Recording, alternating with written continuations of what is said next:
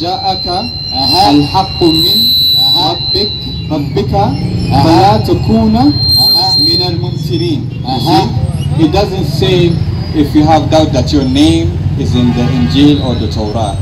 You see, the translation is what changes it.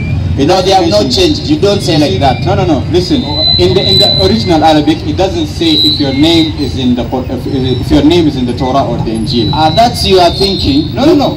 Read it for Arabic. Wait. One second. That is you are thinking. Anything. It's a revelation. He doesn't know anything. Okay, no. I'm not saying what. It's a revelation. No. I'm not saying what. It's a revelation. Wait. It's a revelation, but it's not in the Holy Quran.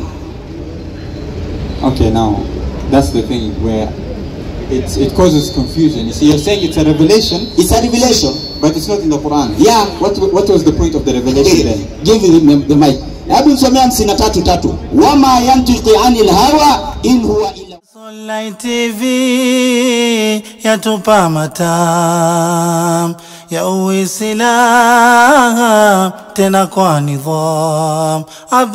Sunlight TV yatupa matam ya Uislamu tena kwa nidham. Mwenyezi Mungu Subhanahu wa Ta'ala na kumtakia rehema na amani kipenzi chake mtukufu Nabii Muhammad sallallahu alaihi wasallam. Nafikiri nitaingia moja kwa moja pale katika meza ya maswali, manake naona tayari meza hiyo ishaiva, na kama imeiva basi haina haja niingie katika maneno mengi na mwalimu amezungumza. Mwalimu, na mwalimu, patia rafiki wangu upande huu mic. Sasa hi. Hello my friend, how are you? I'm good, my brother. How are you? I'm okay. Excellent. What's your name? Paul. Paul. Yeah. Paul, it's been a long time. Yes. You are welcome. Thank you. I see you came very early today. Yeah. So, do you have any question or what? Or you have decided to become a Muslim? No. I came to ask a question. Yeah. You have a question? Okay, so it's okay. You can ask. I can ask the question? Yeah. Okay. So, my first question, but let me just say this is my own question. You can proceed to my brother here. Oh, your only question? Yeah. Not your first question? Don't worry, yeah. I won't be long today. I want to understand first the characteristics of Allah. You see, Allah is all-powerful, right? Yeah. All-knowing. Yes. Omnipresent. Do you believe He's omnipresent? Yes. Everywhere at the same time? Yes. Past, present, future? Yes. So already God in His throne has seen what the future holds, right? Yeah. Okay. My question being now is that the Quran says, according to the words of Allah, that if you have any doubts, you should do what? You should refer to the people of the book. Am I right or wrong? Which verse? In the Quran, I don't know very well. Maybe if you give me the verse. Okay. Let me look. Then it will be okay, because if you say if you have any doubt, okay. Doubt of what? Let me.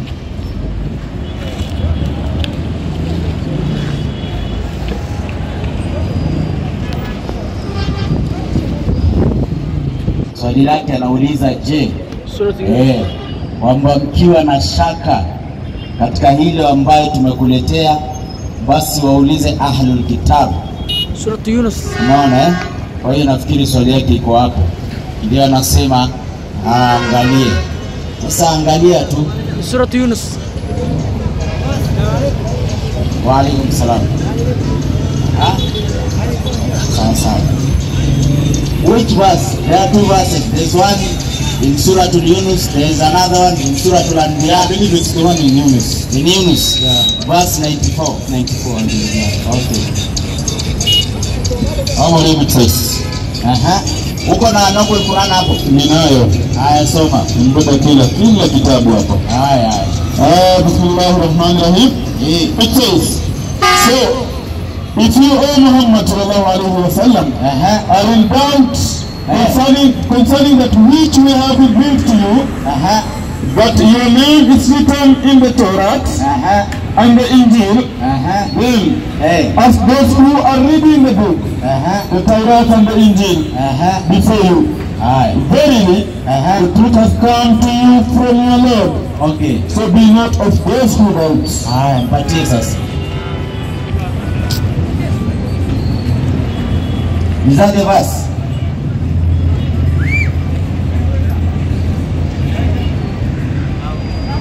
Can someone read it in Arabic? Do you have anyone who can read it in Arabic? No, I don't know Arabic. Maybe the guy there can read in Arabic.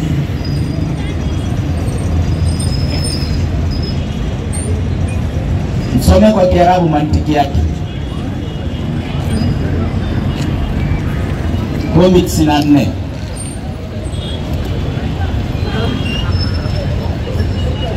Kumi 94. Kwani umeifunga haraka aje? 10:94. Kumi 94. Some. Inasema mwalimu. Kwa hiyo nyingine sioni vizuri, acha nione kwa hiyo. Haya. Inasema mwalimu. Naam. فإن كنت في الشك مما أنزلنا إليك فاسأل الذين يقرؤون الكتاب من قبلك. Ayampe kuisha. Now you see, it says من قبلك لقد جاءك الحق من ربك فلا تكون من الممترين. It doesn't say if you have doubt that your name is in the Injil or the Torah. You see, the translation is what changes it. No, they have not changed. You don't say like that. No. Listen, in the original Arabic, it doesn't say if your name is in the Torah or the Injil. That's you are thinking. No. Read it for Arabic. Wait.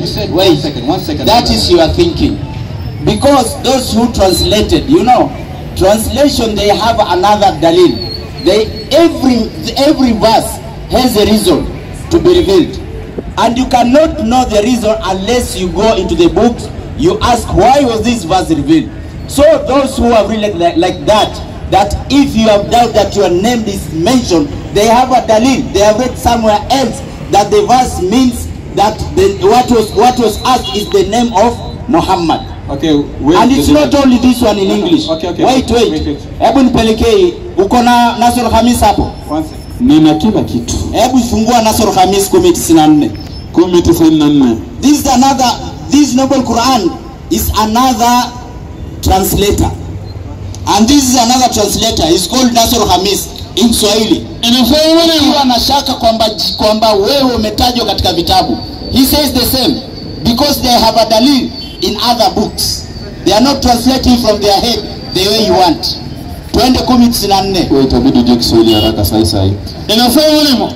Basi uwapo na shaka, mtume, twende juu ya ukweli ya yale tuliyokupa habari yake. Waulize wanaosoma kitabu kabla yako miongoni mwa watu wa Torati na Injili. Kwani hilo limethibiti kwenye vitabu vyao. Hakika umejiwa na ukweli lakini kutoka kwa Mola wako kwamba mwalimu malizia kwamba wewe ni mtume wa Allah mtukufu.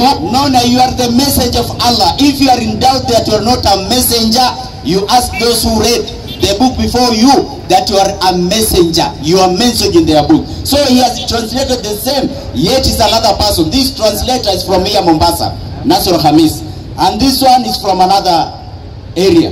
They are translating different languages. They are translating the same thing. Mpatie Mike. But in the Arabic it doesn't mention, right? There are so many things in Arabic are not there, but the translator have mentioned because they have a dalil. They have some. Wait, you cannot translate the Quran in your understanding. What's the dalil? Where's the dalil? It's outside of the Quran, right? Yeah, in other books, in hadith, in other books. Exactly. Now that's my point. Now, if you read the Quran as it is, word for word, it says, فَإِن كُنْتَ فِي شَكٍ مما أنزلنا إليك. What does it say? If you are in doubt of what I have what I have released for you, what I have dropped for you. What is that? The Quran, right? Now you are adding weight. No. You know what you are doing? Okay, what did he? What you are doing is this. You want us to leave this translation and then we follow your head. Okay, I think you cannot do. Those translators who translate the Quran, they had a dalil that what is talked here, what they are mentioning here is about Muhammad. If he has doubt about his prophethood, he should ask those who read the book before him. Now you want us to leave his prophethood and then you insert your own understanding. You see we now, don't go like that. You see now, I believe what I know is that the Quran was brought in Arabic, right? Yes. It was revealed in Arabic. Yeah. Okay. So why isn't the translation written within the verse? Why does it have to be outside? Because these translators, they have found their dalil in the Arabic books, not in Swahili books or in English books. Okay. Now what's the dalil that they have? The hadith. What's the hadith? Like what's the hadith? Hadith is word of mouth, right? Is it revelation? No, hadith it's a revelation. It's word of mouth. Hadith is a revelation. Allah says, وَمَا يَنْتِكُ عَنِ الْهَوَىٰ إِنْ هُوَ إِلَّا وَحْيٌ يُوحَىٰ. What Muhammad says, everything is a revelation. So when he translates anything, it's a revelation. He doesn't know anything. Okay, no, I'm not saying what. It's a revelation. No, I'm not saying what. It's a revelation. Wait, it's a revelation, but it's not in the Holy Quran. Okay, now that's the thing where it causes confusion. You see, you're saying it's a revelation. It's a revelation, but it's not in the Quran. Yeah. What was the point of the revelation then? Give him the mic. Hebu nisomea 53:3. Wama yantiqi anil hawa in huwa illa wahyuha. Allah subhanahu wa ta'ala says you should pray. How many times? 5 times. Where did you find that? In the hadith. How did Muhammad know? He was revealed.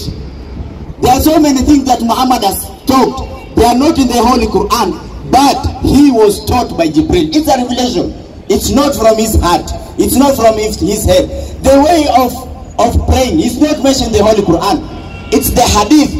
Now why do we follow the hadith? Because the hadith is not the saying of Muhammad from his own understanding or from his own view. No, it is a revelation, but it's not inserted in the Holy Quran. If all the revelations were inserted in the Holy Quran, it will be having a very, very big book. The hadith, there are 700,000 hadith. The Quran is only 6,000 verses. You see, so these verses are translated by the hadith of Rasulullah sallallahu alaihi wasallam. The only difference is that these revelations were not inserted in the Holy Quran, but the one that Allah subhanahu wa ta'ala wanted to be read as the Holy Quran is the one which he agreed that this is the Quran. The way we pray is not in the Holy Quran. What we say in the prayers is not in the Holy Quran. The times of the prayers is not the Holy Quran. We do ablution. The correct way of doing ablution is not in the Holy Quran. We follow the prophet of Muhammad. How did he know? He was revealed. It's a revelation. So you say it's a revelation. It's a revelation. Okay. Now, at the time of, let's say, Jesus' ministry on earth, he had his disciples, right? Yeah. So he spoke unto them also, revelation. But you don't accept it. Why? Oh, Jesus. Jesus spoke to who? When he spoke to the disciples and they wrote the gospel. It's a revelation, yeah. Yeah, so now my question is, if God knows that the Torah and the Injil, they have the names of Muhammad, or that he is the messenger of God, and they prophesy these things. How can you say that they are corrupted now? It's corrupted because the one we are reading right now is not original. So why would, let me ask you, why would God tell you to go read a book that is corrupted and he knows it's corrupted? He didn't say to this book. He said that you should ask those who read the book. The book that he referred to was the original ones, not this one. These ones are corrupted in 1611. After they have known that Muhammad is a prophet of God, they went into these books and they corrupted him so that Muhammad cannot be seen as a prophet. They wanted him to look into the eyes of the people as an imposter. Okay, where are the original books now? I don't know. You should be the one who to tell me. I'm not a Christian. You are the one who corrupted the book. No, you see, you hate the book. You see now, The reason why I'm asking you where the books are is because it's your Quran that says go and refer back to the books. So how can you refer back into the books that are not there? And why would God tell you to refer back to books that He knew in the future will be corrupted? If your God is all-knowing, you already know that they will be corrupted. No, wait. That's my question. No, your question is out of context. How is it out of context? It's out of context this way. The verse said that ask those who read the book. You ask the people, not to ask the books. You ask the people. Ask the people. Okay, yeah. So if you ask me, I tell you that Jesus is Lord, but you don't believe me. Because he has no time to ask about the lordship of Jesus or what. He told them to ask about if he was mentioned in the books. That's what he was told, not everything. That's why I said, if you read the Arabic, it doesn't mention ask if you heard the message. It says ask if you have doubts. But sababu nuzul of that verse is that he was asked to ask if he was mentioned. There's something called sababu nuzul. Why was this verse revealed? The Holy Quran was not revealed all at once. There was revealed in stages, in pieces. Every verse had a reason to be revealed. This verse was revealed because of this incident. Now, why was that verse 10:94 revealed? It was revealed because Allah subhanahu wa ta'ala told him that if you are in doubt that you are a prophet, you are not mentioned in the book, ask those who read the book. That is what we call sababu nuzul of the verse. Okay, let me ask you. If someone is being revealed something by God, why would they have doubt that it's from God? Why would they have doubt that they are a messenger of God? If you're being revealed by God, why would you doubt that, oh, is this God or not? It didn't mean that he had. You know what's the meaning of if? He didn't have doubt. That's a probability. If in case, in future, you have any doubt, it's a probability. It doesn't mean that he had doubt. No. It still doesn't make it right. In the future, now, if you don't have doubt, in the future, if you have doubt... And that's why I say, where did he doubt now?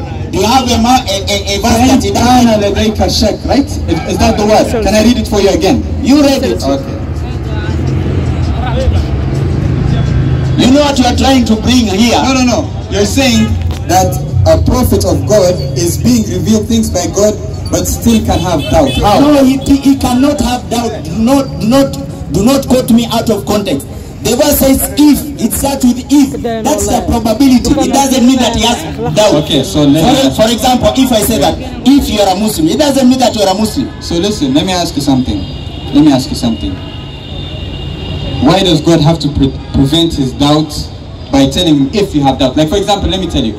Like let's say I work at a hotel, okay? And I tell you, if you need to use the toilet, it's this way. I'm telling you why, because you might need to use it, right? So God is saying that Muhammad might have doubts. That's what you're saying. How can God see that he might have doubt? Because he knows that Muhammad has no doubt. And why would he release that? He knows that Muhammad has no doubt. He knows that he hasn't any doubt. Why? Because there's no a single verse where Muhammad asked any of the people of the book if he was mentioned in the book. That's why now I want to get you here. Yeah. You say your God is all-knowing. He knows. So he knows that Muhammad did not have doubt. Yeah. What was the purpose of releasing that word if it's not for Muhammad? And what was the purpose of releasing the Injil and everything? To give us the word. It's a prophecy. The Injil is a prophecy. And he wanted to show us that Muhammad is mentioned, period. Where is he mentioned? Why is it that in the Holy Quran is a big doubt if Allah says something? And why is it that it's a small thing in the other books? Let me give you the difference. Me, I don't believe that the Torah has been ever corrupted. I don't believe that the Bible has ever been corrupted. Okay, thank you. Wait, let me finish. Thank you. Let me finish, my brother. You believe that the Bible has been corrupted. So you have doubt about Muhammad's prophecy. If I ask you to show me, you say the original one is not. Wait. Listen, let me finish, my brother. Me, I can show you every prophecy that has been given about Jesus that has been fulfilled in the New Testament. Every prophecy that has been given about Jesus in the Old Testament, in the Torah, has come to pass in the New Testament. But you don't believe it. You say it's corrupt. Wait. But if I ask you about Muhammad, you say he's mentioned, but the original book is not there. Give him the mic. So make Jeremiah 9:9. You say you believe that you don't have the doubt. You don't have any doubt. When those two people have given you the book, they know that this is not an original one. This is not original. Jesus spoke Aramaic, and the Bible is written in Greek. You say I don't have any doubt. The Bible, the whole of Torah was banned. It was cut into pieces and it was banned. And then people started guessing. What are you talking about? Moses was given the Torah. And then in the Torah, it's written about the death of Moses. How can Moses be given a book and then he writes about his death and that he was buried in some certain place? How? That is not possible. Yeremia 8:8 inasema mwalimu. How do you say? We are wise. We are wise. And the law of the Lord is with us. Unaona? No. Certainly. He made it falsely. The pen of the scribe. Unaona, the pen of the scribes made it a lie. Unaona, has made the Torah a lie. Sasa unatuambia nini kwamba Torati mko nayo? And the book has been made a lie. It's not a true. That's not the original. It says that the kumbukumbu ya Torati. What's the kumbukumbu ya Torati? Something that is remembered. Where is the original one? Moses was given Torah. But now, in the Bible, there are 5 books of Moses. Who gave the 5 books? Who? Nobody. You are the one who made it go pieces. Empathy, Mike. Listen, you said yourself, the Quran was revealed in time, right? Not all at once. In 23 years. 23 years, okay. Now let me tell you something. What does it say here? And the pen of the scribes, right? Where is it? Yeah. How do you say we are wise and the law of the Lord is with us? Lo, certainly he made it falsely. The pen of the scribes made it a lie. It's not saying that God made it falsely, right? It's saying the scribes have made it false. And I have not listen, let me finish my brother. Let me finish my brother. The pen of the scribes, right? That's the point. Now 1 second. Let me finish also. The prophecy was given to who? To the scribes of Moses. What? The prophecy of the Torah. We are not talking about the prophecy. We are not talking about the prophecy. We are talking about the book. You say, where's the law? Where's the law given? Where's the law given? Don't divert my attention. Listen to me, my brother. What do I listen? The Torah was given to who? The Torah was given to Moses. The law was written in where? What? The law that the law. The law was written in the book of Moses. The Torah, right? Yes. So now they're saying what here? They're saying that the law of the Lord is with us. No, certainly, he made it falsely. The pen of the scribe made it a lie. So it's the same thing you're saying. The tafsir that the scribes have made is the lie, not the prophecy itself. I thank you from your own head. From your own head. From your own head. The book says that the law has been made false by the scribes. What the book is talking about is the Torah. The Torah has been made false. 11:110 Qur'ani. Hawezi ingiza Qur'ani hapo. In the time of Jeremiah, the Quran was not there. What are you translating? Why are you inserting the Quran there? While the whole Quran was not yet revealed. Twende. Haraka. 11:110 mwalimu. Qur'ani kizungu. Kizungu. Kizungu. 11:110. Ni kizungu wala. 11:110. 11:110. The Torah has been polluted. You cannot. For I say unto you. And I say to you. For I say unto you. That except your right and excellence. Hebu soma vizuri. Inasema neno. For I say unto you. Ndio. That except your right excellence. Except your right excellence. Shall exhibit the righteousness of the scribes and the Pharisees. You shall in no case enter into the kingdom of heaven. Jesus knows them that the scribes are liars. If you follow their words, they put you to the hellfire. Mpe Mike. Tunahitaji mamvuli kwa karibu tufunike vitabu vyote kama iko tupate pale moto. Mihadhara mbalimbali inayotupa elimu kwa mashehe mbalimbali walio wataalamu. Mihadhara mbali